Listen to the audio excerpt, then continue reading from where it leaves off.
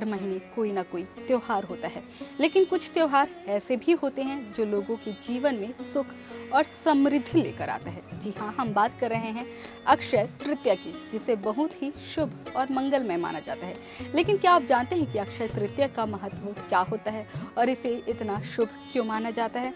अगर नहीं तो आज हम आपको बताते हैं कि इस दिन को इतना शुभ क्यों माना जाता है और इस दिन से किसी के भी कार्य की शुरुआत क्यों की जाती है। नमस्कार, आप देख रहे हैं CGNL लाइव। मैं हूं आपके साथ लेखिका सिन्हा। अगर खबर पूरी चाहिए तो वीडियो को पूरा देखना होगा और ऐसी ही जानकारी पाने के लिए चैनल को सब्सक्राइब भी कर दीजिएगा। तो चलिए वीडियो शुरू करते हैं।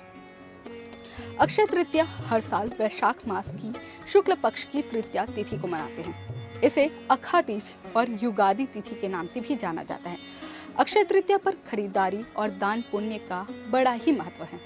शास्त्रों के अनुसार अक्षय तृतीया पर किया गया दान और पुण्य शुभ कर्म का फल जन्म जन्मांतर तक मिलता है।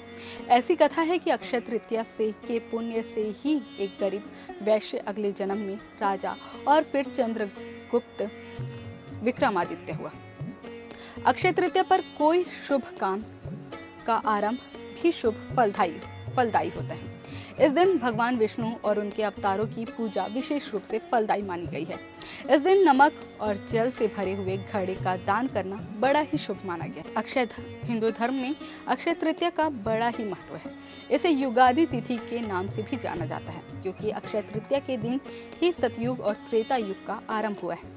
अक्षय तृतीया का नाम अक्षय तृतीया भी विशेष कारण से पड़ा है। दरअसल मान्यताओं के अनुसार इस दिन किया गया दान और धर्म कर्म का पुण्य अक्षय होता है, यानी कि इसका क्षय नहीं होता, इसलिए इसे अक्षय तृतीया कहा जाता है।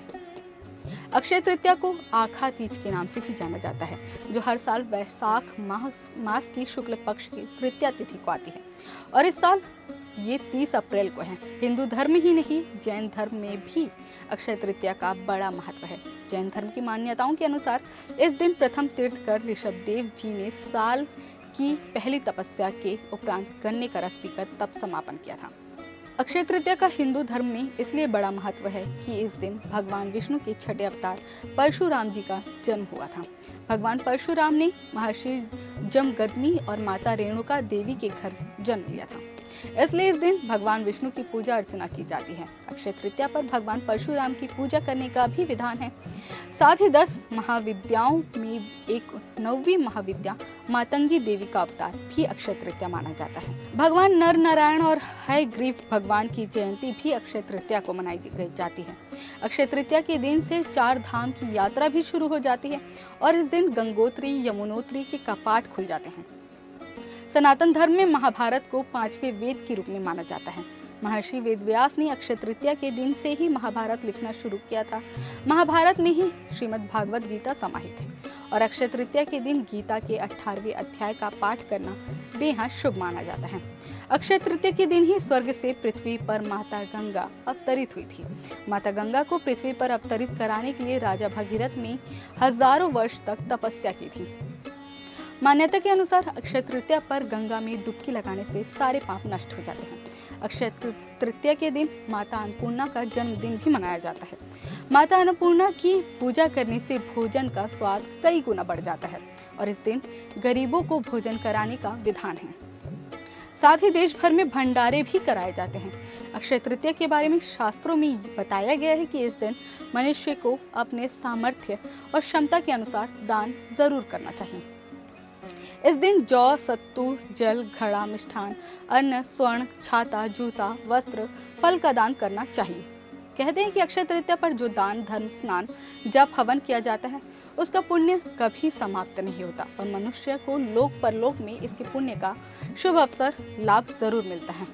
आजकल अक्षय तृतीया पर सोना खरीदने का चलन बढ़ गया है। लोग इस धारणा से स्वर्ण खरीदते हैं कि धन और संपत्ति में वृद्धि होगी।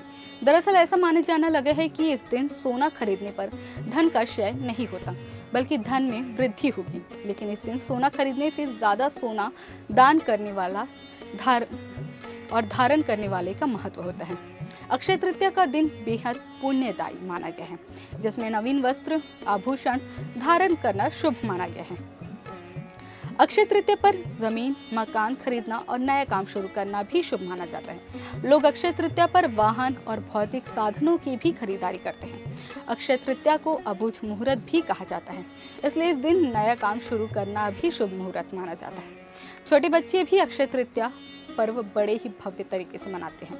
अक्षय तृतीया के दिन छोटे बच्चे भी बड़ों की तरह गुड्डे गुडियों की शादी करवाते हैं। इसमें आसपास रहने वाले लोगों को शामिल करने के लिए आमंत्रित भी किया जाता है। बारातियों का स्वागत करने के लिए भोजन के साथ नाश्ता भी परोसा जाता है।